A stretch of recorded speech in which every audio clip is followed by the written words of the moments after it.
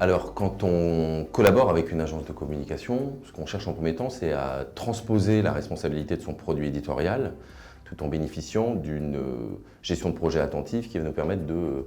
se libérer un maximum de temps. Mais à mon avis, ce qu'on trouve surtout dans un premier temps, c'est une analyse critique et une ouverture d'esprit sur le document, puisqu'un partenaire externe aura une vision macro de l'entreprise et ses marchés qui va lui permettre d'avoir peut-être une recommandation plus objective. Dans un second temps, passer par une agence, c'est aussi bénéficier d'une multitude d'approches créatives et rédactionnelles,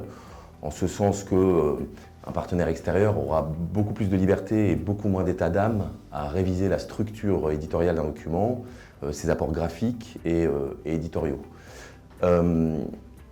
Ensuite, une agence va forcément probablement vous proposer un maximum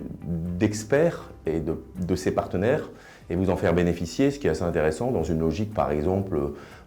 d'apport prospectiviste pour avoir une vision un petit peu plus macro de l'entreprise et de son document. Ensuite, il y va de même sur le sujet des parties prenantes, puisqu'on peut parier qu'un partenaire extérieur aura beaucoup plus facilement accès à des parties prenantes, y compris internes, puisque beaucoup moins de barrières politiques à franchir, et puis les langues se délient beaucoup plus facilement dès lors qu'on se confie à un externe qu'à un membre de son équipe. Et puis, dernier point, je dirais qu'une agence vous fera bénéficier de son expérience, une agence qui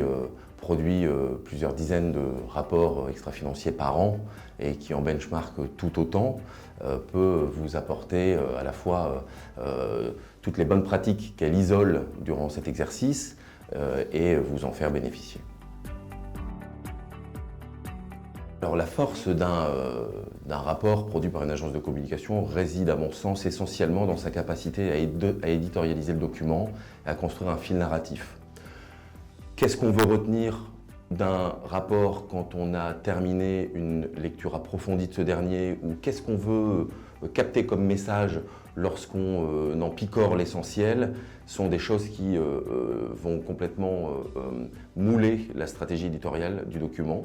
Une fois qu'on a défini la cible de lectorat et le message qu'on veut définir, alors on apportera une recommandation beaucoup plus singulière. Par exemple, ce rapport doit raconter quelle est la création de valeur d'une entreprise à l'égard de toutes ses parties prenantes. Ça peut être aussi comment une entreprise innove au regard des tendances d'un monde qui évolue. Ça peut être aussi comment une entreprise va raconter l'histoire de sa contribution ou quel est le combat qu'une entreprise souhaite mener contre une problématique sociale ou environnementale. Ou ça peut être tout simplement l'histoire d'une entreprise qui témoigne de comment elle fédère toutes ses parties prenantes internes autour de son projet RSE. En somme, pour réussir un bon rapport extra-financier ou dans un exercice de communication réglementée de manière générale, les clés de la réussite sont de se mettre toujours dans une dynamique de preuve et de transparence. Idéalement, dans une dynamique également de pédagogie, où nous en sommes, où on veut aller, comment on réduit l'écart entre ces deux points, en gardant toujours une forme de sincérité en clé de voûte. Mais nous sommes des raconteurs d'histoire. Et donc il ne faut jamais oublier de se donner les moyens de réenchanter la démarche de l'entreprise et son discours, ne jamais oublier de le faire à la faveur uniquement d'un référentiel de reporting auquel on va s'adosser.